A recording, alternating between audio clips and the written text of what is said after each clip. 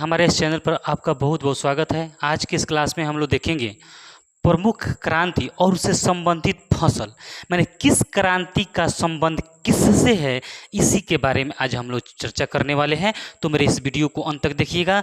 तो आपको किसी भी परीक्षा में 1 से 2 नंबर पूछा जाता है, अगर इसको बढ़िया से देख लेते हैं तो आपकी परीक्षा में 2 या 3 नंबर पक्का पूछा जाएगा। तो चलिए शुरू करता हूँ। किस क्रांति का संबंध किससे है, किस फसल से है और उस क्रांति की शुरुआत किसने किया था, इसको भी हम लोग देखेंगे। तो चलिए शुरू करता हूँ। पहला जो है क्रांति इधर दिया गया है, क्रांति का उद्देश्य क्या है और उसके बाद में संबंधित फसल, उस क्रांति में किस फसल पर जोर दिया गया है, उसी के बारे में आज हम लोग पढ़ने वाले हैं। तो चलिए, सबसे पहला है हरित क्रांति।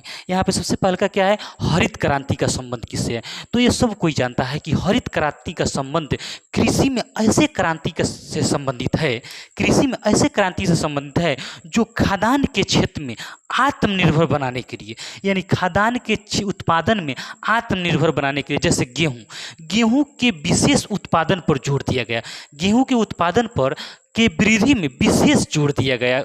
हरित क्रांति का संबंध, हरित क्रांति का संबंध इसी से, गेहूं से, यानी कृषि क्षेत्र में खाद्य उत्पादन के वृद्धि में हरित क्रांति को लाया गया और उसमें गेहूं के उत्पादन में वृद्धि की गई, जिसका विश्व लेवल पर इस कार्यक्रम को किया गया।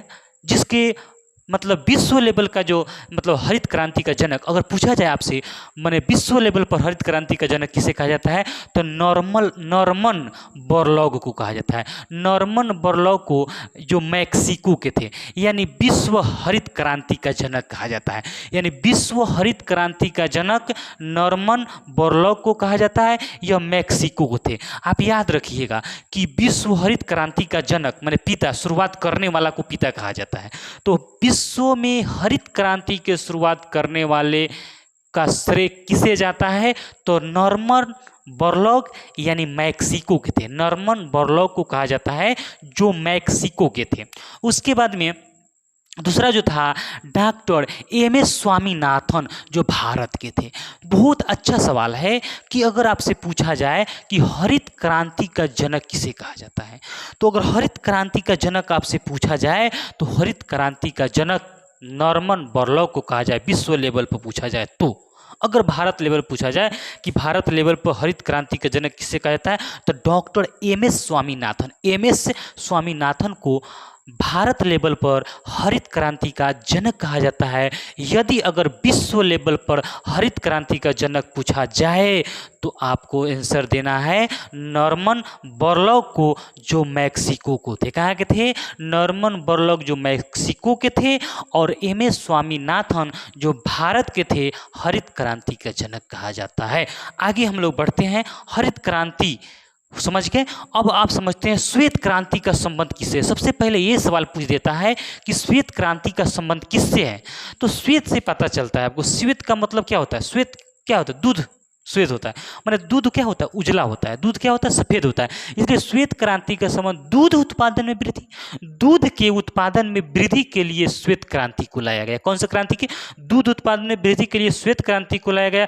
गेहूं उत्पादन और फसलों के उत्पादन के वृद्धि के लिए आपको हरित क्रांति लाया गया। हरित क्रांति का पिता विश्व लेवल पर नॉर्मन बोरलॉग को कहा जाता है और भारत लेवल पर एम.एस. स्वामीनाथन को कहा जाता है। उसी तरह श्वेत क्रांति का संबंध दूध से है। श्वेत माने उजला होता है, दूध भी आपका उजला होता है, इसलिए श्वेत क्रांति का पिता दूध उत्पादन में वृद्धि के लिए श्वेत क्रांति को लाया गया। और ऑपरेशन फ्लड, एक योजना चलाया गया, जिस योजना का नाम था ऑपरेशन फ्लड।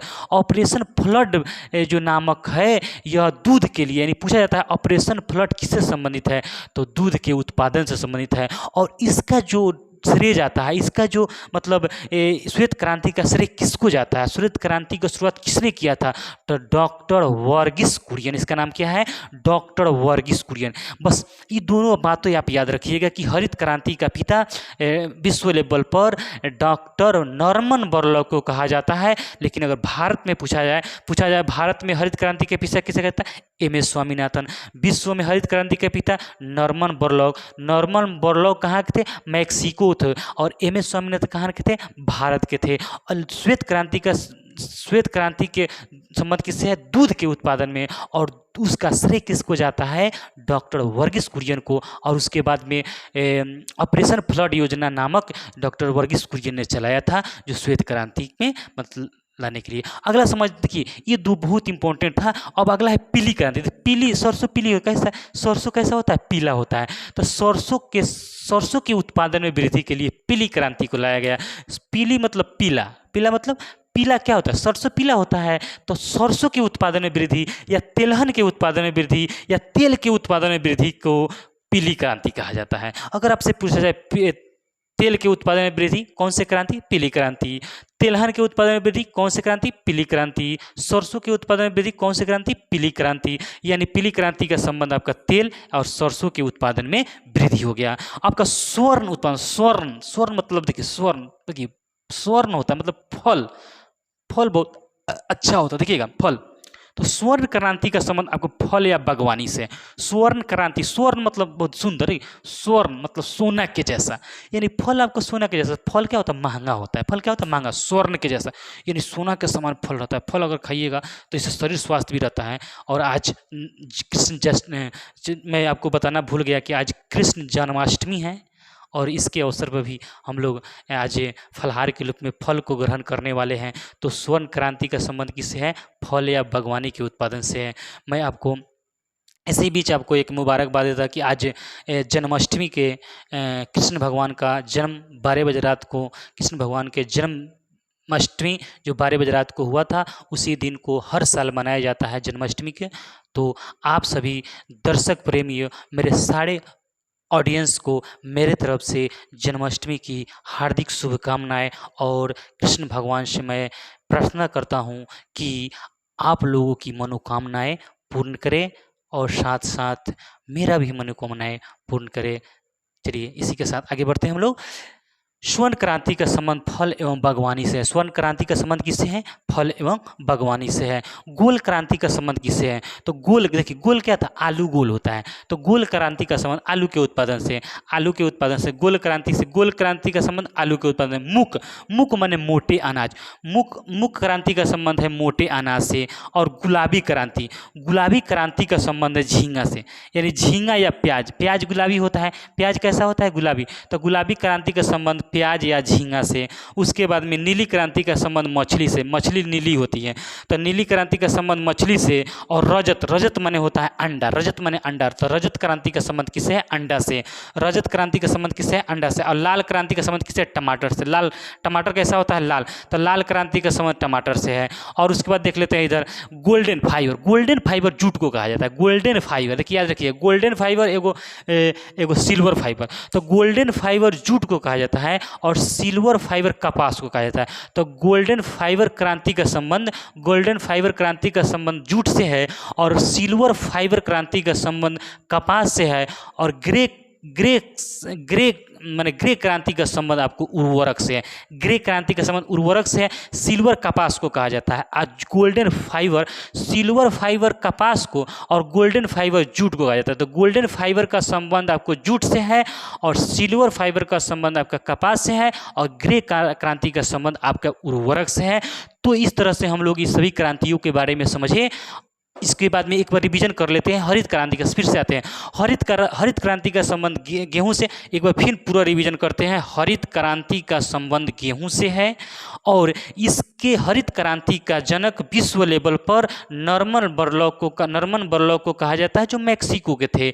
और उसके बाद में भारत के पिता, हरित क्रांति का पिता भारत में पूछा जाए तो MS स्वामीनाथन को कहा जाता है। एक श्वेत क्रांति का दूध उत्पादन से संबंधित है, और उसका पिता, उसका श्रेय डॉक्टर वर्गीस कुरियन को जाता है। अब हम लोग बहुत ही अच्छा से रिवीजन कर लेते हैं। इसे नाम से आपको पता चल जाएगा। देखिएगा, पीली सरसों होता है। सरसों कैसा होता है? पीला। तो पीला क्रांति का संबंध आपको सरसों से है। इसके बाद में स्वर्ण मतलब फल मूल बहुत अच्छा होता है, तो स्वर्ण क्रांति का संबंध फल से है। उसके बाद में गोल क्रांति, गोल आलू गोल होता है, तो गोल क्रांति का संबंध आलू से है। है। उसके बाद मुख, मुख मतलब मोटा अनाज, मोटे अनाज के उत्पादन में वृद्धि के लिए मुख क्रांति को चलाया गया था। मुख क्रांति, गुलाबी क्रांति का संबंध आपको, गुलाबी झींगा होता है, यानी प्याज आपका गुलाबी होता था। प्याज के उत्पादन में या झींगा के उत्पादन में वृद्धि के लिए मतलब गुलाबी क्रांति को लाया गया। नीली क्रांति, मछली नीला होता है तो नीली क्रांति का संबंध मछली के उत्पादन से है। और रजत, रजत में अंडा होता है, रजत क्रांति का संबंध अंडा के उत्पादन में वृद्धि से है। और उसके बाद लाल, लाल टमाटर लाल होता है, टमाटर लाल होता है तो लाल क्रांति का संबंध टमाटर लाल से है। ऐसे भी लाल टमाटर होता है, टमाटर लाल की जय। उसके बाद में आइए, गोल्डन फाइबर क्रांति किससे संबंधित है? जूट से संबंधित है। गोल्डन फाइबर क्रांति किससे संबंधित है? जूट से संबंधित है। सिल्वर क्रांति किससे संबंधित है? कपास से संबंधित है। ग्रे क्रांति का संबंध किससे है? उर्वरक के संबंध है। टमाटर लाल की जय, बोलिए टमाटर लाल की जय। इसी के साथ इस वीडियो को समाप्त करते हैं। एक बार आप लोग इसको स्क्रीनशॉट कर लीजिए, बहुत इंपॉर्टेंट है, आप लोग इंपॉर्टेंट स्क्रीनशॉट कर लीजिए। इसी के साथ इस क्लास को समाप्त करते हैं। अगर मेरे इस वीडियो पर नए हैं तो सब्सक्राइब करके बेल आइकन दबा लीजिए, क्योंकि इसी तरह के वीडियो मैं आपके लिए लाता हूं जो आपके फ़ायदे के लिए बहुत ही इम्पोर्टेंट है। इसी तरह जय हिंद, जय भारत, जय जवान, जय किसान। धन्यवाद।